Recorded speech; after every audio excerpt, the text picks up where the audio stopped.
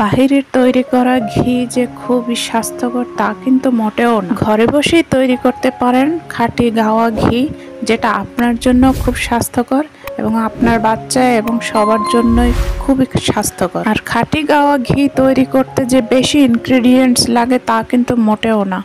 দুধের সর থেকেই আপনারা খাঁটি গাওয়া ঘি তৈরি করতে পারবেন। আসসালামু আলাইকুম, আমি খাদিজা আক্তার সুমনা ঢাকা থেকে বলছি। কাছে বা দূরে যে যেখান থেকেই আমার ভিডিওগুলো দেখেন না কেন, সবাইকেই আমার সালাম গ্রহণ করবেন।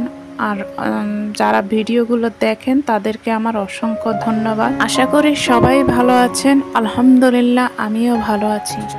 আমি অনেক দিন ধরেই এভাবে দুধ জাল দিয়ে দুধের সরগুলো একটি বাটায় ভরে ডিপে রেখে দিয়েছি। এই দুধের সরগুলো প্রায় আধা কেজির মতো হবে।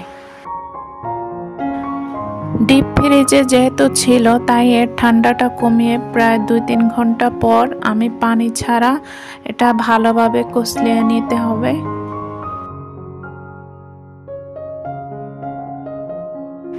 এখন এটা অল্প অল্প করে আমি ব্লেন্ডারে ঠান্ডা পানি দিয়ে, যেটা নর্মালেও দিতে পারেন এবং ডিপ থেকে বের করে রেখে সেই ঠান্ডা পানিও দিতে পারেন, সেটা ব্লেন্ড করে নেব। এখানে নর্মাল পানি দেওয়া যাবে না, এখানে ডিপের পানি বা নর্মাল ফ্রিজের পানি সেটা দিতে হবে। আপনি আর কি যতটা ঠান্ডা পানি দিবেন ততটা আপনার মাখনটা বের হয়ে আসবে। দেখুন ব্লেন্ড করে দুধের সর থেকে কীভাবে বাটার বের হলো।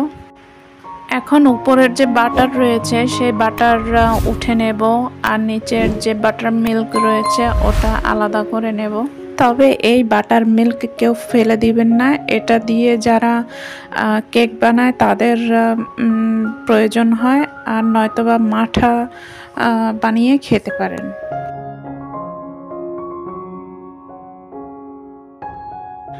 এখন যে বাটার বের হয়েছে সেটাকে আমি 2 বার করে ঠান্ডা পানি দিয়ে ধুয়ে নেব।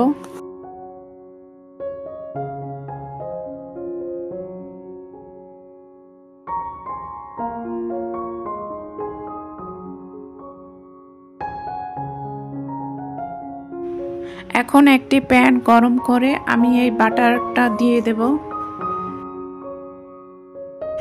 চুলার আঁচ পাওয়ার সাথে সাথে এটা গলা শুরু করেছে। দেখুন এটা গলে গিয়েছে, আর গলার পরে এটা অনবরত নেড়ে দিতে হবে। আর যদি নাড়া বন্ধ হয় তাহলে এটা নিচে লেগে যেতে পারে।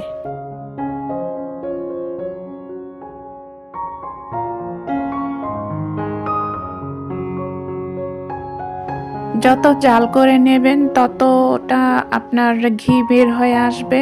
দেখুন হলুদ বর্ণের ঘি বের হয়ে আসতেছে, আর এই সময়ে অবশ্যই নেড়ে যেতে হবে। আমার ভিডিওতে আমি কোনো রকম স্কিপ করি নেই, আপনাদেরকে সম্পূর্ণটা দেখানোর জন্যই আমি কোনো স্কিপ করি নেই। আপনারা যদি আমার চ্যানেলে নতুন হয়ে থাকেন তাহলে অবশ্যই লাইক দিয়ে সাবস্ক্রাইব করে রাখবেন, আর বেল বাটনটা ক্লিক করে নেবেন, তাহলে আমার ভিডিওগুলোর সব নোটিফিকেশনগুলো আপনাদের কাছে চলে যাবে। আর আপনার ফ্রেন্ডস অ্যান্ড ফ্যামিলির কাছে আমার ভিডিওগুলো শেয়ার করবেন। দেখুন ঘি বের হয়ে আসছে, আর যেগুলো নিচে দানা দানা সেটা নিচে লেগে যাবে, আর উপরে যেটা ঘি সেটা বের হয়ে আসবে।